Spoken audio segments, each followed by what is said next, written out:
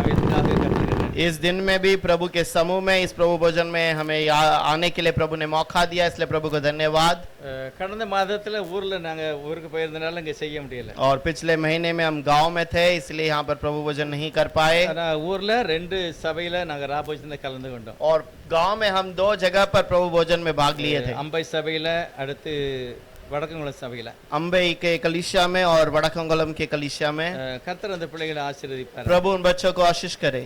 இந்த மாலை வேளையில நம்முடைய தியானத்துக்காக इस शाम के समय पे हमारे ध्यान के लिए அப்போஸ்தலர் 2வது அதிகாரம் प्रेरितों का 2रा अध्याय 46வது வசனத்தை வாசிப்போம். 46वां वचन पढ़ेंगे।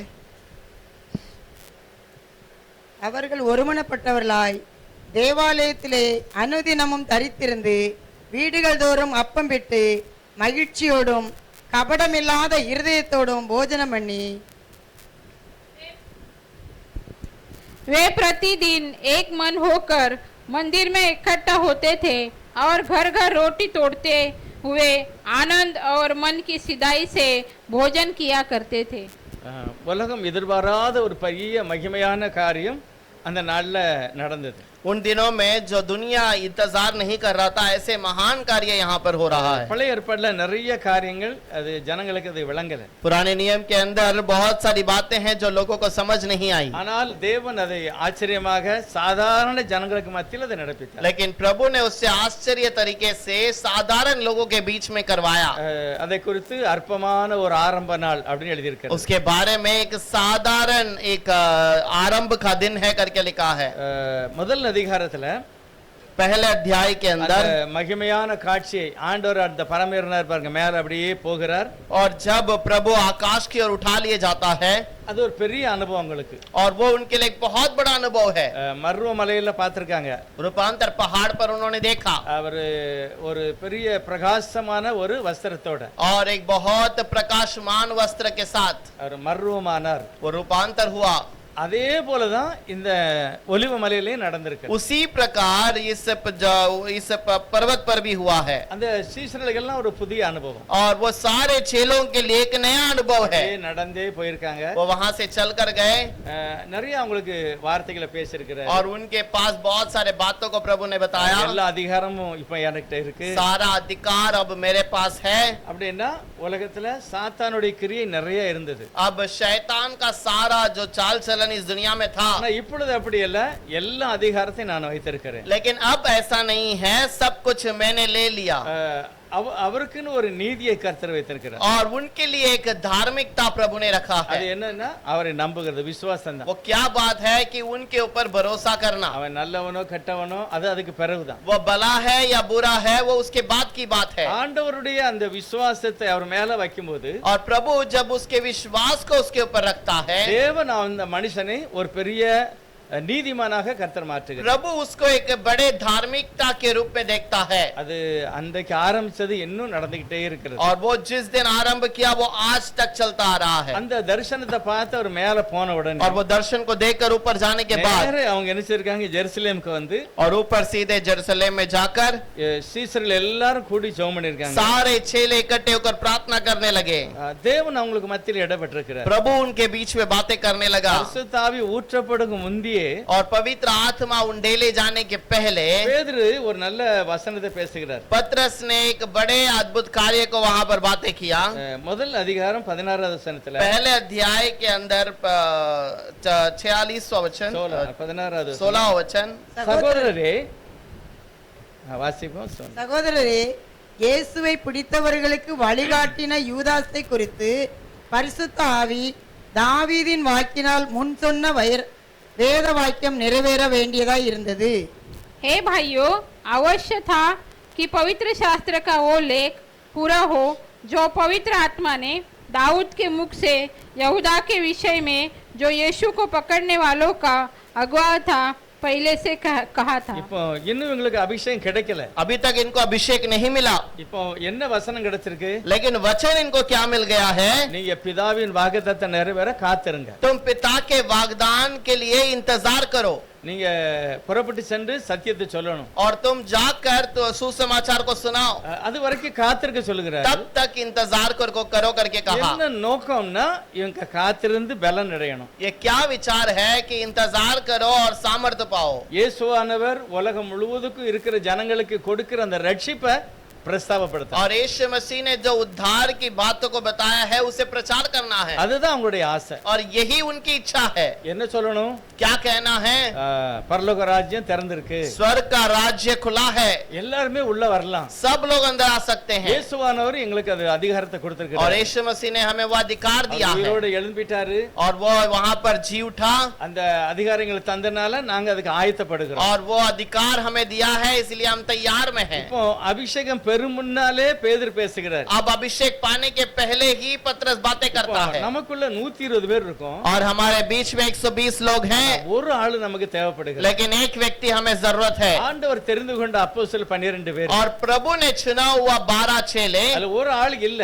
उस पर से एक चेला नहीं. அதனால ஒரு ஆளை நம்ம சேர்த்து கொள்ள வேண்டும். और इसलिए एक चेले को हमें इकट्ठा करना है. இந்த ஞானம்லாம் அவருக்கு எப்படி கிடைச்சுன்னு और தெரியல. ये ज्ञान सब हमें कैसे मिला है? என்றால் வெளிப்படுத்தின விசேஷத்துல और इसलिए प्रकाशित वाक्य के अंदर 12 கோத்திரம் 12 அப்போஸ்தலரை வெளிப்படுத்தி காண்பிக்கிறார். और 12 चेले 12 प्रेरितों को अलग करके दिखाता है. பேதுருக்கு தெரியாது. ये बातें पतरस को पता नहीं था. தெரியும் முன்னே இவர் சில ஆட்களை ஒரு மனுஷனை தேர்ந்தெடுக்கிறார். और ये कहने के पहले कुछ लोगों को उसने चुनकर देखा. நம்ம 120 பேர் இருக்கோம், 120 பேருமே இந்த வேலையை செய்யணும் அப்படின்னு சொல்லல. और उसने ऐसा नहीं कहा कि हम 12 लोग हैं, हम 12 को 120 हैं, 120 को यही काम करना है. இப்படி செய்யணும்னு அவர் சொல்லல. ऐसा ही करना है करके नहीं அவர் कहा. சொல்றார் எங்களோட ஒரு ஆள் தேவை. और वो कहता है हमारे साथ में एक व्यक्ति जरूरत है. 12 பேர் முக்கியமான நபர்கள். अब ये 12 जो हैं मुख्य लोग हैं. அதிகாரத்தோட சபையை ஸ்தாபிக்கணும். और अधिकार के साथ कलीसिया को स्थिर करना है. ஒரு இடத்துல இல்ல, உலகமெல்லாம் செய்யணும். एक जगह पर नहीं, पूरे दुनिया में स्थिर करना है. மற்ற எல்லாருமே என்ன செய்வாங்க? அதுக்கு உதவியாக ஜெபம் பண்ணுவாங்க, கொடுப்பாங்க, எல்லாம் செய்வாங்க. और बाकी सब जो है उसके लिए देंगे और उसके लिए मददगार बनेंगे. ஆனா இந்த வசனத்துக்கு அப்படியே கீழ்ப்படிக்கிறார்கள். लेकिन इस वचन के लिए वो आज्ञा मानते हैं. அதுக்கு சில தகுதியை சொல்லுகிறார். और उसकी कुछ बातों के लिए वो तो उसका योग्यता करते हैं. அப்போஸ்தலருக்கு என்ன தகுதி? प्रेरितों का क्या योग्यता है? யோவான் ஸ்நானகனுடைய செய்தி உங்களுக்கு தெரியணும். पहले यूहन्ना बपतिस्मा का जो समाचार है वो तुम्हें समझ आनी 3 चाहिए. வருஷம் இயேசுவான் ஊழியம் பார்க்கும்போது கூடவே இருந்திருக்கணும். और यीशु मसीह जब साथ में सेवकाई किया उसके साथ चलना चाहिए. இவங்க தான் இந்த 12 அப்போஸ்தலரோட சேர்த்துக் கொள்ளப்பட்டாங்க. और यही लोग इस 12 चेलों के साथ में जोड़े जा सकते हैं. இது ரொம்ப முக்கியமான காரியம். ये बहुत ही मुख्य बात है. அடுத்து இந்த 120 பேருக்கும் என்ன வேலை? और उसके बाद बाकी इन तीनों का क्या, बाकी लोगों का क्या बातें हैं? இன்னைக்கு நம்ம இங்க இருக்கோம்ல, நமக்கும் அந்த 120 பேருக்கு கூட உள்ள ஒரு வேலை. और हम जो बाकी लोग हैं और वो और बाकी जो 100 जो बचे हुए लोग हैं उनका ये एक ही काम है. இப்ப இந்த 12 பேருக்குள்ள அந்த வேலையில ரொம்ப சப்போர்ட்டா இருக்குது இந்த 120 பேரு நம்ம எல்லாம் சேர்ந்தது. और ये 120 लोग उन 12 चेलों के साथ में उनकी सेवकाई के लिए साथ में खड़े रहे. முதலாவது அதுல எழுதியிருக்கிறது. और पहले उस पर लिखा है. இரண்டாவது அதிகாரம் और दूसरा अध्याय 41வது வசனம். 41वां वचन. அவனுடைய வார்த்தையை சந்தோஷமாய் ஏற்றுக்கொண்டவர்கள் ஞானஸ்நானம் பெற்றார்கள். அன்றைய தினம் ஏறக்குறைய 3000 பேர் சேர்த்துக் கொள்ளப்பட்டார்கள். अंत जिन्होंने उसका वचन ग्रहण किया उन्होंने बपतिस्मा लिया और उस दिन 3000 मनुष्य के लगभग उनमें मिल गए. அப்ப பைபிள் என்ன சொல்லுது பாருங்க, சந்தோஷமாய் வார்த்தையை ஏற்றுக்கொண்டவர்கள். और खुशी से उसके वचन को स्वीकार करने वाले. என்ன வார்த்தை? कौन सा बात है? அப்போஸ்தலனுக்குள்ள பரிசுத்தாவின் அபிஷேகம் இறங்கிட்டு प्रेरितों के अंदर प्रभु का अभिषेक उतर आया. பரிசுத்த ஆவியானவர் பேதுரு மூலமா பேசுகிறார். और पवित्र आत्मा पतरस के द्वारा बातें करता है. யோவேல் தீர்க்கதரிசியில நடந்தது நடக்கிறது. योवेल भविष्यद्वक्ता ने जो कहा वो यहाँ पूरा हुआ. உங்களுடைய குமாரர் குமாரத்திகள் எல்லாருக்கும் மேல இந்த அபிஷேகம் வரும். और तुम्हारे बच्चों के ऊपर, तुम्हारे जो बुजुर्ग सबके ऊपर उसकी आत्मा उतरेगी. இதுல நீங்க பார்த்தா அந்த 120 பேர் மட்டும் கிடையாது, நம்ம எல்லாருமே சேர்த்து தான் அவர் சொல்லுகிறார். वो केवल उन 120 के लिए नहीं बल्कि हम सबको मिलाकर एक साथ वो कहता है. என்ன சொல்லுகிறார்? மாமிசமான யாவர் மேலும் கர்த்தர் ஆவியை ஊற்றுவார். मांस में रहने वाले हर एक के ऊपर परमेश्वर अपने आत्मा को उंडेलता है. முக்கியம் முக்கியம் நம்ம எல்லாருக்கு மேலயும் அந்த ஆவி ஊற்றப்படணும். और वो हम हर एक के ऊपर वो आत्मा को उंडेलता है। யாருக்கு மேல ஊற்றப்படுகிறது? किसके ऊपर उंडेला गया? காத்து இருந்தாங்கல்ல அவங்க மேல जो ஊற்றப்படும். इंतजार किए उन लोगों के ऊपर। அடுத்து சொல்லுகிறார் வார்த்தையை சந்தோஷமா ஏற்றுக்கொண்டவர். और उसके बाद वचन को जो आनंद से स्वीकार किए उनके ऊपर भी। என்ன வார்த்தை? कौन से बातें? நீங்கள் சிலுவையில் அறைந்தீங்கல்ல அவர்தான் ஆண்டவர், அவர்தான் கிறிஸ்து. और तुमने जिसे क्रूस पर मारा वही मसीहा है, वही खुदा है। ஒரு பெரிய மாற்றங்க நடந்துட்டு एक बहुत बड़ा बदलावट हो गया। பாருங்க நிறைய பேர் இருந்தாங்க. 3000 பேர் உறுதியாக அந்த ஆண்டவரை ஏற்றுக்கொண்டார். बहुत सारे लोग थे, लेकिन कुछ यही लोग हैं जो 120 में वो चुने गए हैं। அதாவது தடுமாற்றம் இல்லாத ஜனம்னு சொல்லலாம். और वो बिना किसी बात में अपने आप को गड़बड़ी में नहीं அந்த लाते। உறுதியாக தெய்வத்தை ஏற்றுக்கொண்டவர். वो स्थिर प्रभु को गढ़ से पकड़ लेते हैं। அதுக்கு என்ன நடக்கு அப்படின்னா தான் 46வது வசனம் சொல்லுகிறது. उसके लिए ही वचन 46 में कहता है, அவங்க எல்லாரும் யாரெல்லாம் வசனத்தை ஏற்றுக்கொண்டாங்களோ அவங்க எல்லாருமே जिन्होंने भी वचन को सुना அவங்க என்ன செய்தாங்களாம்? அவர்கள் அதாவது ஒருமனப்பட்டவர்களாய் தேவாலயத்திலே அவங்க தெய்வ சமூகத்துல காத்திருந்தாங்க.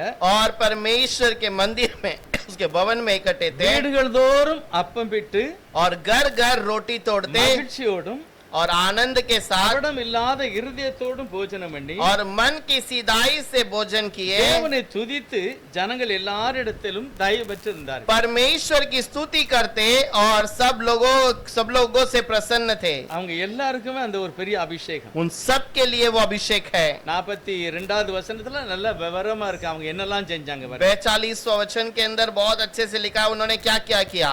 அவர்கள் அப்போஸ்தலருடைய உபதேசத்திலும் அந்யோன்யத்திலும் அப்பம் பிட்குதலிலும் ஜெபம் பண்ணுதலிலும் உறுதியாய் தரித்திருந்தார்கள். और वो प्रेरितों से शिक्षा पाने और संगति रखने और रोटी तोड़ने और प्रार्थना करने में लवलीन रहे। இவங்க தான் ஆதி சபை. यही आदि का कलीसिया இந்த है। கட்டளை எல்லாமே நம்ம சபையில உள்ள எல்லாருக்கும் இருக்கணும். और ये आज्ञा हमारे कलीसिया के सब के ऊपर रहना चाहिए। முதலாவது நாம் அப்போஸ்தலருடைய உபதேசத்துல நிலைச்சிருக்கணும். पहले प्रेरितों के उपदेश में हमें स्थिर रहना है। இரண்டாவது ஏற்றத்தாழ்வு இல்லாம ஒளிமறை இல்லாம மாய்மாலம் இல்லாத ஒரு வாழ்க்கை. और दूसरा ऊपर नीच या कोई जो भेदभाव नहीं करने वाला एक बात हमारे बीच में होनी चाहिए। அப்போ பிக்கிறது ராபோஜன ஆராதனை. और उसके बाद रोटी तोड़ने वाली बातें ஜெபம் பண்ணுகிறதுல और प्रार्थना करने में। பைபிள் சொல்லுது உறுதியாக இருந்தார். और इन सारे चीजों में वो स्थिर थे। ரொம்ப முக்கியம் பாருங்க அவங்க எவ்வளவு ஒரு ஸ்ட்ராங்கா உறுதியா உத்தமமா वो இருந்திருக்காங்க. कैसे इन चारों सभी बातों में लोग स्थिर बैठे रहे। இன்னைக்கு நம்ம எல்லாருமே அப்படி இருக்கணும். आज हम सबको ऐसे रहना है। எல்லா சூழ்நிலையிலுமே அப்போஸ்தலருடைய உபதேசத்துல நாம் இருக்கணும். और सारी बातों में प्रेरितों के उपदेश में हमें स्थिर रहना है। அப்போஸ்தலருடைய உபதேசம் என்ன? प्रेरितों का उपदेश क्या है? இயேசுவை மகிமைப்படுத்தினார்கள். यीशु की महिमा करते रहे வீடுகள் தோறும் போய் அவங்கள ஆசீர்வதிச்சாங்க. और घर घर जाकर उसकी आशीष करने लगे। அவங்க எந்த வீட்டுக்குள்ள போறாங்க அந்த வீட்டுக்குள்ள ஒரு ஆசீர்வாதம். जिस घर में वो प्रवेश करते उस घर में आशीष होती, வியாதி சுகமடையுது. बीमारियां चंगाई हो जाता கபடம் இல்லாத புதிய இருதயம். और बिना किसी कपट का मन। ரெண்டாவது அந்த வீட்டார் என்ன செய்தாங்கன்னா உறுதியாக ஜெபம் பண்ணாங்க. और वो घर वाले भी अच्छे से प्रार्थना करते நம்ம थे। வீட்டுக்குள்ள நம்ம பிள்ளைகள் குடும்பம் எல்லாருமே இந்த காரியத்துல உறுதியா இருக்கணும். आज हमारे घर के अंदर हमारे परिवार में सब लोग इन बातों में स्थिर रहने இது चाहिए। தேவன் விரும்புகிற ஒரு ये ஆசீர்வாதம். प्रभु चाहने वाला एक बात है। ஆவியானவர் அவன் உள்ள இருந்து பேசுகிறார். और प्रभु परमेश्वर उन लोगों के बीच में ऐसी बातें இந்த करता மாதிரி है। ஆரம்ப காலத்தில் உள்ள சபை இப்படிதான் இருந்தது. आरंभ में ऐसी बातें हो रही थी, நீங்களும் அப்படிதான் இருக்கணும். आप भी ऐसे ही रहना। அப்போஸ்தலருடைய உபதேசம் प्रेरितों का उपदेश எல்லா நிருபங்களிலும் அவர் பேசுகிறார். सारे किताबों के अंदर वो बातें करता எல்லா है நிருபத்திலுமே எழுதுகிறார். और सारे पुस्तक पे इन बातों को लिखता है। இங்க ரோமர் எழுதின நிருபத்துல பார்த்தோம். रोमियो की किताब में यदि पढ़ें 12வது அதிகாரம் 12वां अध्याय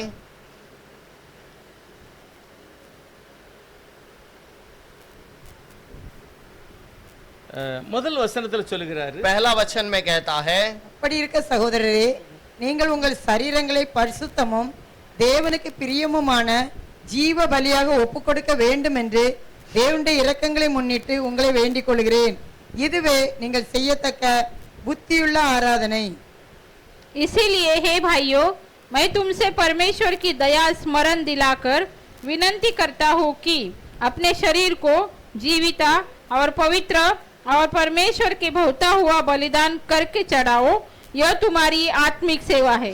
இது வெறும் சர்ச்சில் மட்டும் இல்ல, நம்ம வீட்டுகளெல்லாம் நடக்கணும். ये केवल कलीसिया में नहीं बल्कि हमारे घर के अंदर भी होनी चाहिए। நம்ம சபையே நம்ம வீடே ஒரு சபை மாதிரி தான். हमारा घर भी एक कलीसिया के समान है। அங்க எப்படி இருக்கும்? தேவனுடைய பிரசன்னம் இருக்கும். वहाँ पर प्रभु की प्रशंसा रहती है, எல்லாம் குறையெல்லாம் மாறிடும், सारी कमियां दूर हो जाती है, எல்லா பலவீனத்தையுமே கர்த்தர் மாற்றுவார், सारा कमजोर निकल जाता है। துதிக்கும் ஸ்தோத்திரத்துக்கும் மத்தியில தேவனுடைய பிரசன்னம் இருக்கிறது. स्तुति और योग्यता के बीच में प्रभु की बातें होती है। அந்த 2வது அதிகாரம் கடைசி வசனம் சொல்லுகிறது, दूसरा अध्याय का आखिरी वचन कहता அவங்க है எல்லாரும் தேவனை மகிமைப்படுத்தினாங்க, எப்பவுமே ஆண்டவருக்கு ஆராதனை செய்தாங்க. प्रभु की महिमा करते थे और हमेशा प्रभु की आराधना करते थे। ரோமர் 12 சொல்லுது, இதுதான் நீங்க செய்யத்தக்க புத்தியான ஒரு ஆராதனை. रोमियो के 12 वचन में लिखा है कि यही एक बुद्धिमान की आराधना है। அதாவது தேவனுடைய இரக்கங்களை முன்னிட்டு நான் சொல்லுகிறேன். और प्रभु के अनुग्रह के द्वारा इन बातों को मैं बताता உலக हूँ। பிரகாரமான ஒரு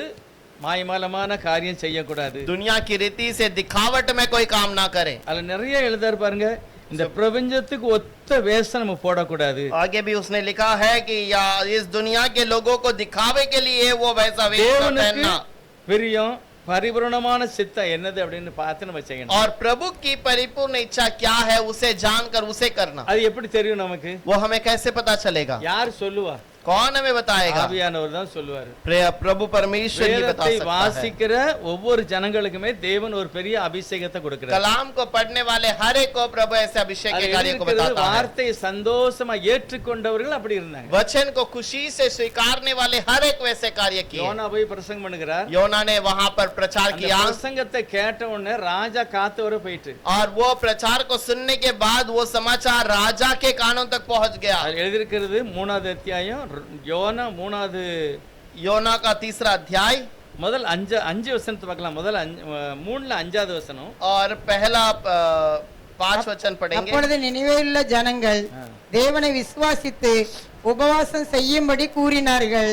பெரியோர் முதல் சிறியோர் மட்டும் ரட்டுடுத்தி கொண்டார்கள். இந்த செய்தி நினிவேயின் ராஜாவுக்கு எட்டின போது அவன் தன் சிங்காசனத்தை விட்டு எழுந்து தான் உடுத்தியிருந்த உடுப்பை கழற்றி போட்டு ரட்டை உடுத்தி கொண்டு சாம்பலிலே உட்கார்ந்தான். அதாவது 3रा अध्याय 3 में 5. तब वह निन्वे के मनुष्य ने परमेश्वर के वचन की प्रतीत की और उपवास का प्रचार किया गया और बड़ों से लेकर छोटे तक सभी को टाट ओढ़ा। அந்த தேவனுடைய அந்த சத்தத்தை கேட்டாங்க பாருங்க, ஒரு மாறுதல் வரும். और प्रभु की आवाज को सुनते ही वो बदलावट हुआ। விசுவாசித்தாங்க, विश्वास किए। அப்பம்னா என்னமோ நடக்க போகுதுன்னு மனசுல ஆயிட்டு विश्वास करते ही पता चल गया कुछ तो हो रहा है தன்னை தாழ்த்துறாங்க. और तुरंत अपने आप को नम्र करने लगे। வாழ்க்கை மாறுகிறது. जीवन बदल गया। 10வது வசனம் சொல்லுகிறது, 10वां वचन में लिखा है அவர்கள் தங்கள் பொல்லாத வழியை விட்டு திரும்பினார்கள் என்று தேவன் அவருடைய கிரியையை பார்த்து அவருடைய கேரக்டரை பார்க்கிறார். और वो अपने रास्ते को अपने पुराने बुरे कार्य से वो पलट रहे हैं करके प्रभु ने देखा। அதுதான் மாற்றம். தேவனுடைய வார்த்தையை நம்பினதுக்கு என்னது அடையாளம்? और प्रभु के वचन को भरोसा करने का क्या चिन्ह है? முதலாவது வாழ்க்கையில மாற்றம். पहले उनके जीवन में बदलाव। அந்த வசனத்தை நம்பின உடனே பாவத்தை அறிக்கை செய்துட்டாங்க. और वो वचन को भरोसा करते ही पाप का अर्पण किए, தங்களே ஒப்பு கொடுக்காங்க, अपने आप को अर्पण किए। தேவனுடைய ஒரு பெரிய மாற்றத்தையே பார்த்தோம். और प्रभु के बहुत बड़े बदलावट को देखा। அப்போஸ்தலர் 17வது அதிகாரத்திலையும் ஒரு காரியத்தை அவர் சொல்லுகிறார். प्रेरितों का 12वां अध्याय में भी कुछ बातों को बताता है। 17வது அதிகாரம் 17वां अध्याय के अंदर 11வது வசனம். 11 वचन। அந்த பட்டணத்தார், அதாவது பெரையா அந்த பட்டணத்துல போறாங்க. और पेरिया करके एक नगर पे वो जाते हैं। பவுல், சீலா இவங்கெல்லாம் போய் செய்தி கொடுக்காங்க. ये पौल सीलास वहां पर जाकर प्रचार करते हैं। இப்போ இந்த பட்டணத்துல பைபிள் இருக்கா? क्या इस नगर के अंदर कलाम है? பழைய ஏற்பாடு இருக்கலாம், புதிய ஏற்பாடு இன்னும் வரல. पुराना नियम शायद हो सकता है लेकिन नया नियम तो अभी तक आया ही नहीं। சீசர்கள் சொல்லுகிற வார்த்தை அபிஷேகத்தோட அவங்க சொல்றாங்க. लेकिन चेले अभिषेक से उन बातों को कहते हैं। வசனத்தை வாசித்து சொல்லல, वो वचन को पढ़कर नहीं कहते। தேவ ஆவி இருக்கு, उनके अंदर प्रभु की आत्मा है வருகிற வார்த்தை வல்லமையுள்ளது. और वो उनका मुख से निकलने वाला शब्द सामर्थ्य है। நம்பி और इन बातों को भरोसा பழைய करके ஏற்பாட்டை அவங்க வாசிக்காங்க. और पुराने नियम को वो पढ़ते हैं। வாசிக்கலாம் 11வது வசனம். उस वचन को पढ़ेंगे। அந்த பட்டணத்தார் மனோவாஞ்சையாய் வசனத்தை ஏற்றுக்கொண்டு காரியங்கள் இப்படி இருக்கிறதா என்று தினந்தோறும் வேத வாக்கியங்களை ஆராய்ந்து பார்த்ததினால் தெசலோனிக்கையில் உள்ளவர்களை பார்க்கிலும் நற்குணசாலிகளாய் இருந்தார்கள். ये लोग तो थेसलोनिक के यहूदियों से भले थे और उन्होंने बड़ी लालसा से वचन ग्रहण किया और प्रतिदिन पवित्र शास्त्रों में ढूंढते रहे कि ये बातें यूं ही है कि नहीं. வசனத்தை ஆராய்ந்ததுனால என்ன ஆயிட்டு நற்குணசாலிகளாய் மாறிட்டாங்க. वचन को जांचने के कारण वे सब भले हो गए. அதுதான் வார்த்தை கிரியை செய்கிறது. वचन कार्य करता है, குணம் மாறிட்டு उनका गुण बदल गया. தேவன் அதைத்தான் எதிர்பார்க்கிறார். प्रभु इसी बात को चाहता है. அப்போஸ்தலருடைய உபதேசம். ये प्रेरितों का उपदेश है. இவங்களுடைய உபதேசத்துல என்ன இருக்கு? இருதயம் மாறி இருக்கு, வாழ்க்கை மாறி இருக்கு. और इनके उपदेश में जीवन बदल गया, इनकी बातें बदल गई. 12வது வசனத்தை பார்த்தீங்கன்னா அநேக நல்ல வசதியானவங்க ஞானம் உள்ளவங்க எல்லாம் கூட ஆண்டவருக்கு பின்னால வர்றாங்க. 12 वचन में लिखा है, इसलिए उनमें से बहुत से जो धनी थे, जो बहुत ही धनवान थे, वो सब प्रभु के पीछे நல்ல आए. ஸ்திரீகள்லாம் நல்ல படிச்சவங்க ஞானம் உள்ளவங்க எல்லாமே தேவனுடைய வார்த்தையை ஏற்றுக்கொண்டாங்க. ज्ञानवान पढ़े लिखे सब प्रभु के पीछे हो गए. அதுதான் தேவனுடைய வசனம் கிரியை செய்கிறது. और यही प्रभु का वचन कार्य करता है. அப்போ அப்போஸ்தலர் உபதேசத்துல நம்ம வரும்போது प्रेरितों के उपदेश में हम कार्य करने के समय முதலாவது पर, அவங்க என்ன நீதி நியாயம் எல்லாத்தையுமே அவங்க படிக்காங்க. और वो धार्मिकता की सब बातों को वो बताते हैं. அவங்களுக்கே கர்த்தர் சொல்லி கொடுக்கிறார். उनको प्रभु सिखाता है எது நீதி எது நியாயம் कौन सी बातें धार्मिकता की है, இது कौन सी எல்லாமே बातें அவங்க भलाई की வீட்டுக்குள்ள है. ஆரம்பமாயிருது. और ये सब उनके जीवन में वहां पर हो रहा ரோமர் है. 15வது அதிகாரத்துல 1-2-3 அப்படி சொல்லுகிறார். रोमियो के किताब के अंदर 1-2-3 में लिखा है, 15வது அதிகாரம் 15वां अध्याय रोमियो का 15, அதாவது எழுதியிருக்கிறதே அவர் குறிப்பிட்டு சொல்லுகிறார். जो लिखा हुआ है उसी बात को वो बताता है. அன்றியும் பலமுள்ளவர்களாகிய நாம் நமக்கே பிரியமாய் நடவாமல் பலவீனுடைய பலவீனங்களை தாங்க வேண்டும். நம்மில் ஒவ்வொருவனும் பிறனுடைய பக்தி விருத்திக்கு ஏதுவான நன்மை உண்டாகும்படி அவனுக்கு பிரியமாய் நடக்க கடவன். கிறிஸ்துவும் தமக்கே பிரியமாய் நடவாமல் உம்மை நிந்திக்கிறவர்களுடைய நிந்தைகள் என்மேல் விழுந்தது என்று எழுதியிருக்கிறபடியே நடந்தார். अंत हम बलवानों को चाहिए कि निर्बलों की निर्बलताओं को सहे, न कि अपने आप को प्रसन्न करे. हम में से हर एक अपने पड़ोसी को उसकी भलाई के लिए प्रसन्न करे कि उसकी उन्नति हो. क्योंकि मसीह ने अपने आप को प्रसन्न नहीं किया, पर जैसा लिखा है, तेरी निंदकों की निंदा मुझ पर आ पड़ी. இப்போ பழைய ஏற்பாடுல உள்ள வசனத்தை பவுல் சொல்றாரு. और पुराने नियम के एक वचन को प्रभु இயேசுவானுடைய कहता है, வாழ்க்கையில் என்ன நடந்தது? यीशु के जीवन में क्या हुआ, மற்றவருடைய பாடுகளை அவர் ஏற்றுக்கொண்டார். और जो पुरानों का, जो दूसरे लोगों का जो बोझ को उसने उठा लिया, எழுதியிருக்கிற வார்த்தையின்படி அவர் நடந்தார்னு போட்டிருக்கு. और जैसा लिखा है वैसा हुआ करके कहता है. வார்த்தையை எழுதியிருக்கிற வார்த்தையை விசுவாசித்து அறிக்கை செய்கிறது. और लिखा हुआ वचन को मानकर कबूल करना. இயேசுவானவர் கூட சாத்தானுடைய சோதனையில இப்படி எழுதி இருக்கிறது அப்படின்னு और சொல்லுகிறார். यीशु मसीह भी शैतान के बातों के बारे में ऐसा कहता है कि इस प्रकार लिखा है. இந்த வசனத்தின்படி தான் நான் பேசிக்கிடுவேன். इस वचन के अनुसार मैं कह रहा हूँ. இந்த வசனத்தின்படி நான் தேவனை इस மகிமைப்படுத்துவேன். वचन के अनुसार मैं प्रभु की महिमा करता இந்த हूँ. புத்தகத்துல பாத்தீங்கன்னா நிறைய இந்த மாதிரி வார்த்தை வருகிறது. और इस कलाम के, इस किताब के अंदर बहुत सारी ऐसी बातें आती है. அதாவது 12வது வசனத்துல போட்டிருக்கு பாரு, நான் 12वां வாசிக்கிறேன். वचन में देखिएगा, அதுல எழுதியிருக்கிறது, மேலும் ஈசாயின் வேரும் இப்படி இயேசுவானுடைய தோற்றத்தையும் அவருடைய உபதேசத்தையும் பிரஜாதியார் ஏற்றுக்கொள்வார்கள். और ईसाई के सुसमाचार को और प्रभु की बातों को ये अन्य जो लोग हैं वो लोग भी मान लेंगे. இயேசுவின் வார்த்தையை கேட்டு பிரஜாதிகள் நம்புவார்கள் என்று எழுதியிருக்கிறது. और यीशु के वचन को सुनकर अन्य जाति विश्वास करेंगे करके लिखा है. அது எழுதிருக்கு, ஏசாயா சொல்லி இருக்கிறாரு நம்புவாங்க அப்படின்னு. यशायाह ने कहा है कि वो भरोसा करेंगे. அப்ப நம்மளை பற்றி ஏசாயா சொல்லி இருக்கிறார். और हमारे बारे में यशायाह ने लिखा है, தேவனுடைய வார்த்தை கேட்ட அந்நிய ஜனமும் அவரை நம்புவார்கள். और प्रभु के वचन को सुनने वाले अन्य लोग भी उसको भरोसा करते हैं. 20வது வசனத்தில் சொல்லுகிறார், 20वां वचन में कहता है, மேலும் அவருடைய செய்தியை அறியாதிருந்தவர்கள் காண்பார்கள் என்றும் கேள்விப்படாதவர்கள் உணர்ந்து கொள்வார் என்றும் எழுதியிருக்கிறபடியே. और उसके सुसमाचार को बहुत सारे जो नहीं सुना गया वहां सुनाया जाएगा और कुछ लोग महसूस करेंगे करके लिखा है. அதாவது இப்படி எல்லாம் பைபிள்ல எழுதி இருக்குல்ல, அப்படியே உங்க வாழ்க்கையில நடக்கும். और ऐसा जो भी लिखा है ये उनके जीवन में होगा. யார் வாழ்க்கையில? किसके जीवन में?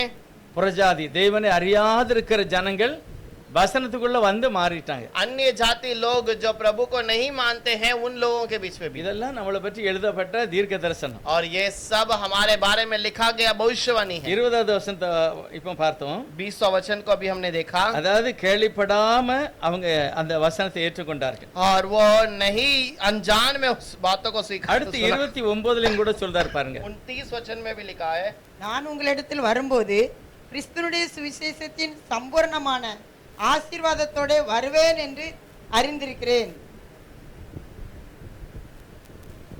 और मैं जानता हूँ कि जब मैं तुम्हारे पास आऊंगा तो मसीह की पूरी आशीष के साथ आऊंगा. நான் தேவனுடைய முழுமையான ஆசீர்வாதத்தோடு அந்த சுவிசேஷத்தை கொண்டு உங்கள்ட்ட வருவேன் அப்படிங்கிறார். और प्रभु के परिपूर्ण आशीष के साथ मैं सुसमाचार ले आऊंगा करके कहता है। அப்போஸ்தலர்கள் அந்த வார்த்தையில உறுதியா இருந்தாங்க. அவங்க கையில இருந்த விசுவாசிகளும் அப்படி இருந்திருக்காங்க. और प्रेरितों के पास जो वचन में स्थिर थे और उनके साथ में जो थे वो भी उस प्रकार से वचन में स्थिर रहे। அப்போஸ்தல உபதேசத்திலும் அந்யோன்யத்திலும் अर्पण फिक्रदलेயும் ஜெபம் பண்ணுதலையும் உறுதியாய் தரித்திருந்தார். और वो प्रेरितों के उपदेश में और उनके सिखाने में और उनके साथ रोटी तोड़ने में और प्रार्थना में लौलीन रहे। அதுதான் தேவனுடைய வசனத்தினுடைய வல்லமை. और यही प्रभु का वचन का सामर्थ्य நம்ம है। எல்லாரும் தேவனுடைய வசனத்தை ஏற்றுக்கொண்டவர்கள். हम सब प्रभु का वचन को स्वीकारे हैं அதை அப்படியே நம்ம ஏற்றுக்கொண்டிருக்கோம். और उसको वैसे हमने स्वीकार लिया। சொல்லப்பட்ட சகல நன்மையும் ஆசீர்வாதமும் நமக்கு அப்படியே ஆட்டோமேட்டிக்கா வரும். और जो भी हमने बातें सुने हैं वो सब कुछ ऐसे ही हमारे पास आ என்றால் जाएगा। தேவன் அப்படிப்பட்ட மகிமையை வார்த்தையில வச்சு தான் அனுப்பி இருக்கிறார். और क्योंकि प्रभु ने ऐसे बातों को वचन के द्वारा ही भेजा है। 11வது அதிகாரம் प्रेरितों का 11वां अध्याय 17வது வசனத்துல 17वां वचन,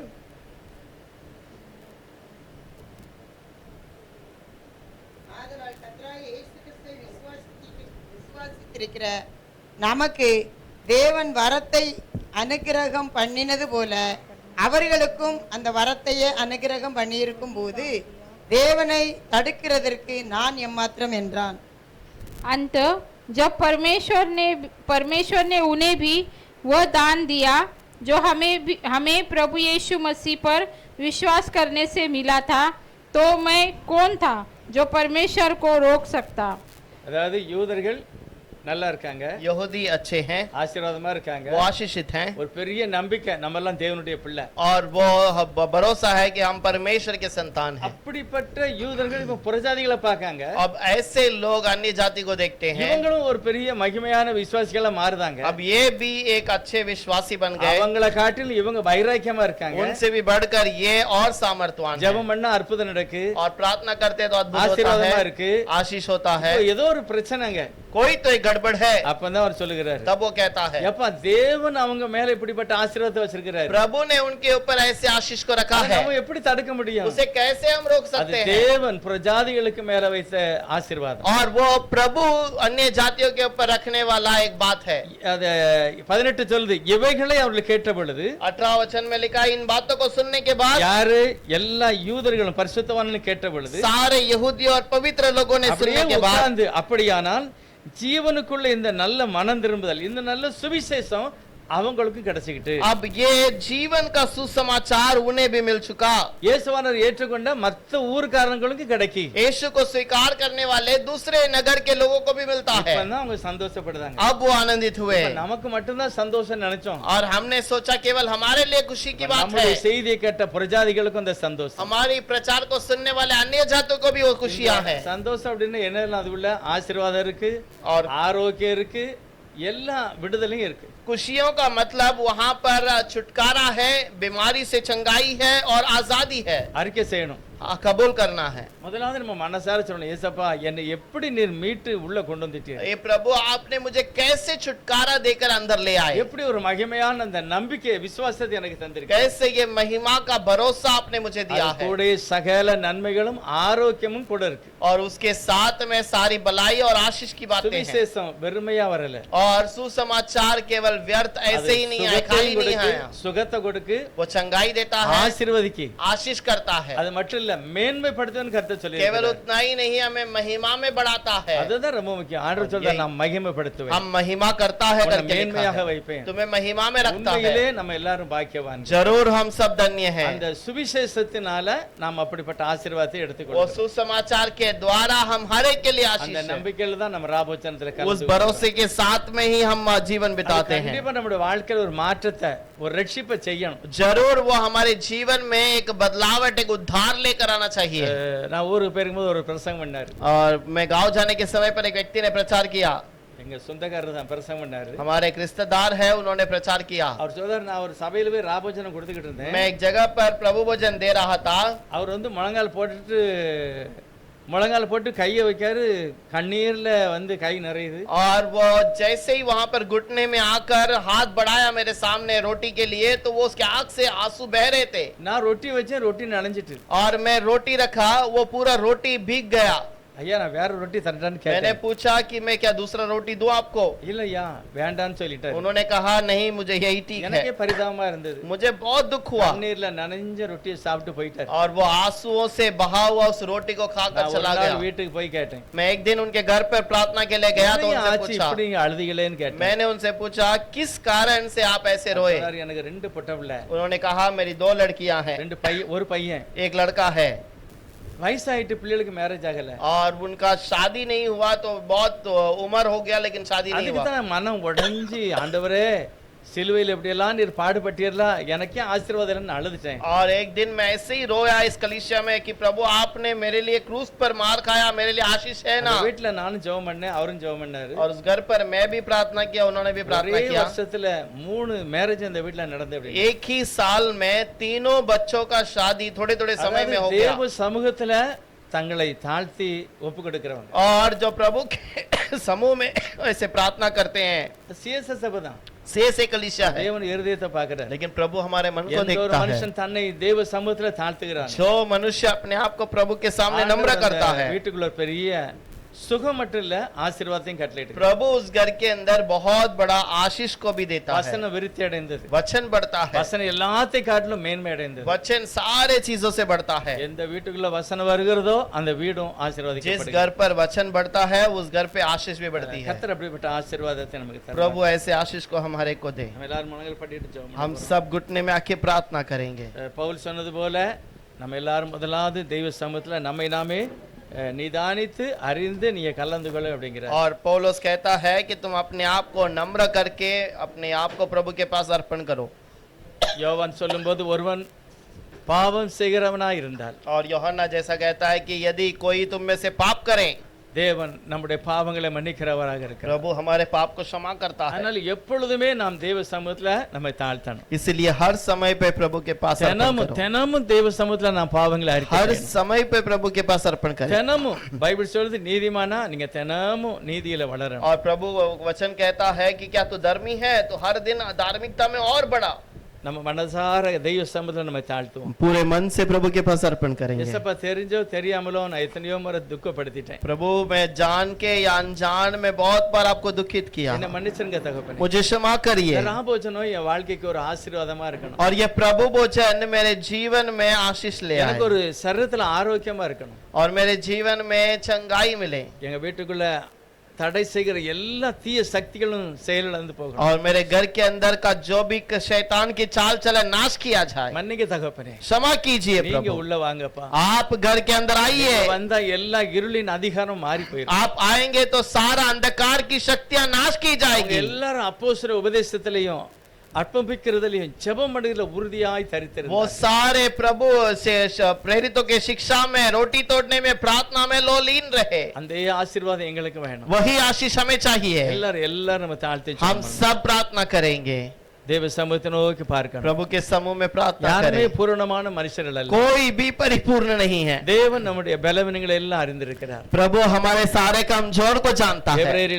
எபிரேயர்கள் நிருபத்தில் பவுல் சொல்லும்போது சொல்லுகிறார், इब्रानियों के किताब में पौलुस कहता है, நம்முடைய பிரதான ஆசாரியர் நம்முடைய பலவீனங்களை குறித்து பரிதாபப்படாமல் हमारा जो महायाजक हमारे कमजोर को देखकर हमारे ऊपर जो कुछ और बातों को न विचार किया, அவர் நம்மை மன்னிக்கிறவராக இருக்கிறார். लेकिन हमें उसने क्षमा किया है। அவர் தாமே சோதிக்கப்பட்டபடியினால் और वो परीक्षा में था, इसीलिए சோதிக்கப்படுகிற யாவரையும் அவர் விடுதலையாக்குகிறார். और जो भी परीक्षा में है उन हर एक को वो छुटकारा देता है। எல்லாரும் அறிக்கை செய்யணும், நன்றி சொல்லணும். हम सब कबूल करना है, प्रार्थना நன்றி करना है। தகப்பனே, प्रभु धन्यवाद, நன்றி இயேசப்பா, धन्यवाद यीशु, என்னுடைய சத்தத்தை கேட்கிறீர்.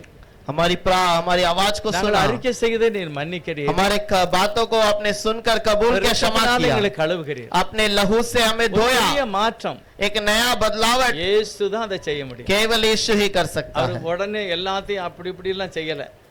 और ऐसे कैसे बातों को नहीं किया। அவர் அறிக்கை செய்கிற ஒவ்வொருவரையும் கர்த்தர் பரிசுத்தமாக்குகிறார். जो भी कबूल किया है हर एक को वो पवित्र करता है। ஜெபம் எல்லாரும் हम सब प्रार्थना करेंगे, எல்லாரும் ஜெபம் हम सब प्रार्थना करेंगे। யாராவது ஒருவர் நம்ம எல்லாருக்கும் ஜெபம் हम में से कोई भी एक व्यक्ति हम हर एक के लिए प्रार्थना करें। கர்த்தருடைய ஆசீர்வாதம் வேணும். हर एक परिवार में प्रभु का आशीष चाहिए। ஒவ்வொரு சரீரங்களிலும் ஒரு நல்ல ஆரோக்கியம் கர்த்தர் கொடுக்கணும். हर एक शरीर के अंदर एक अच्छे चंगाई चाहिए। நம்ம இதயத்தோட விசுவாசத்தோட இந்த பந்தியில பங்கு பெறணும். पूरे मन से विश्वास के साथ इस बातों में भागी रहे। அன்னாளை போல அவள் அப்புறம் துக்கமுகமா இருந்ததே, अन्नाल के समान कि उसके बाद वो कभी दुखित न रही। அதே ஆசீர்வாதம் நம்ம ஒவ்வொருவருக்கும் வேணும். वही आशीष हमारे को चाहिए। ஜெபம் பண்ணுவோம், எல்லாரும் ஜெபம் हम பண்ணலாம். सब प्रार्थना करेंगे। யாராவது ஒருவர் ஜெபம் பண்ணலாம். कोई भी हमारे बीच में प्रार्थना करे।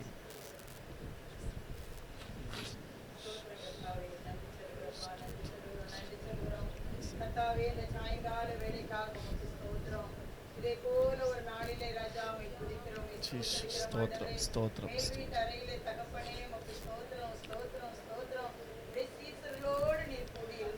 स्तोत्रपा आमीन stotram stotram stotram स्तोत्रपा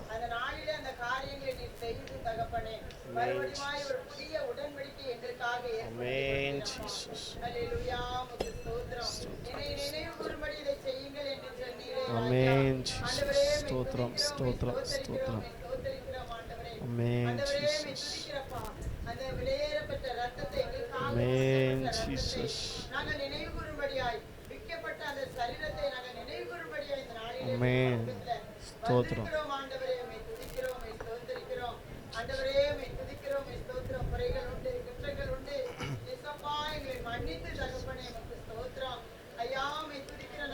Jesus stotram stotram stotram stotram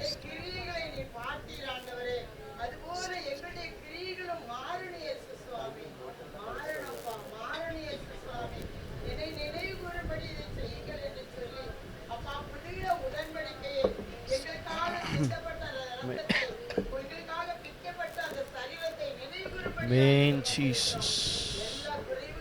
stotram stotram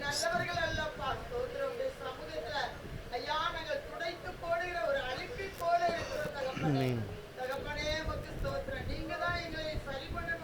Amen, Jesus.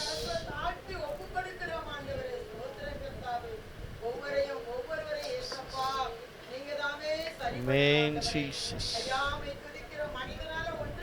Amen, Jesus. Stotram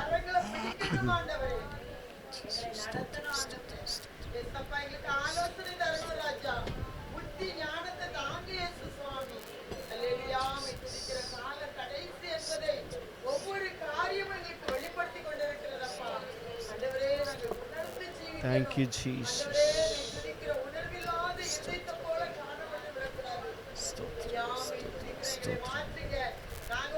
Thank you, Jesus. Amen, Jesus. Amen, Jesus. Stotram, stotram. Amen, Jesus. Amen, Jesus. Stotram. Stotram. Amen. Nandri Raja.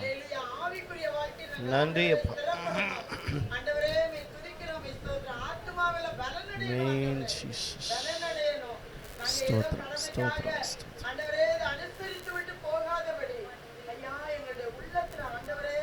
Amen, Jesus. Amen, Jesus. Stotram.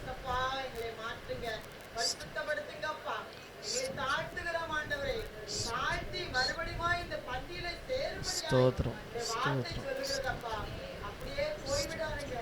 தாழ்த்தி ஒப்புக் கொடுங்கன்னு சொல்லிட்டீங்க. ஆமென் ஜீசஸ் ஜெபிக்கிறோம் ஆண்டவரே. எங்களை ஏற்றுக்கொள்ளுங்க. ஆமென் ஜீசஸ் ஏற்றுக்கொள்ளுங்க.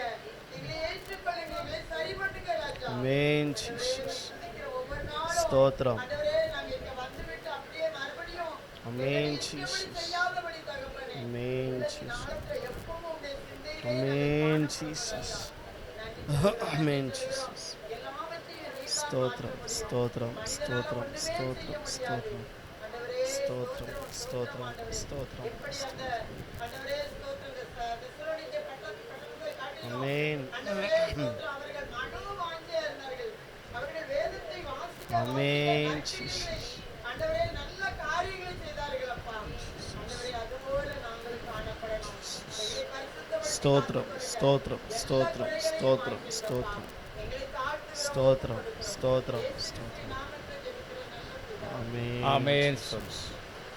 மேல் வீட்டறையில் கர்த்தர் அந்த பிள்ளைகளோடு பந்தி இருக்கும்போது और ऊपर के कोठरी में जब प्रभु उन बच्चों के साथ अपने प्रभु भोज में बैठा था அவர் அப்பத்தை எடுத்து சோஸ்திரம் பண்ணி वो रोटी को निकाल कर धन्यवाद किया। சுத்தமானவரே நன்றி சொல்லுகிறோம். पवित्र प्रभु हम धन्यवाद ஒரு करते हैं வெளியேற பெற்ற மகிமையான காரியத்தை இந்த உலகத்துக்கு इस வெளிப்படுத்தி दुनिया में एक महिमा की बात को अपने प्रकट ஒரு किया। புதிய உடன்படிக்கை. एक नया वाचा அது இயேசு கிறிஸ்துவின் இரத்தத்தினால உள்ள वो உடன்படிக்கை. यीशु के लहू के द्वारा मिलने वाली அந்த बात உடன்படிக்கையில வருகிற ஒவ்வொருவரும் கர்த்தருடைய நாமத்தில் விடுவிக்கப்படுகிறார்கள், और वो प्रभु के वचन से आने वाले हर एक छुटकारा पाते हैं, ரட்சிக்கப்பட்டார்கள், उद्धार पाए हैं, சுகமாய் இருந்தார்கள். चंगाई पाते हैं। அவருடைய ஆசீர்வாதத்தினால எங்களை ஆசீர்வதிக்கும்படி वही आशीषों के साथ हमें அதை आशीष அப்பத்தை कर எடுத்து ஆசீர்வதித்து और उस रोटी को लेकर आशीष அதை பிட்டு कीजिए, சீஷர்களுக்கு கொடுத்து उसे तोड़कर 6 लोग को இதை दिया, வாங்கி புசியுங்கள், इसे लेकर खाओ, இது உங்கள் எல்லாருக்காக பிற்கப்படுகிற என்னுடைய சரீரம் तुम என்று சொன்னார். हर एक के लिए तोड़े जाने वाला मेरा शरीर करके कहा। கர்த்தர் அதை அப்படியே ஆசீர்வதித்து தருவீர். प्रभु आप ऐसे ही इसे आशीष करके அப்படியே दीजिए। போஜனமடைய பின்பு பாத்திரத்தை எடுத்து சோஸ்திரம் பண்ணி वैसे ही वो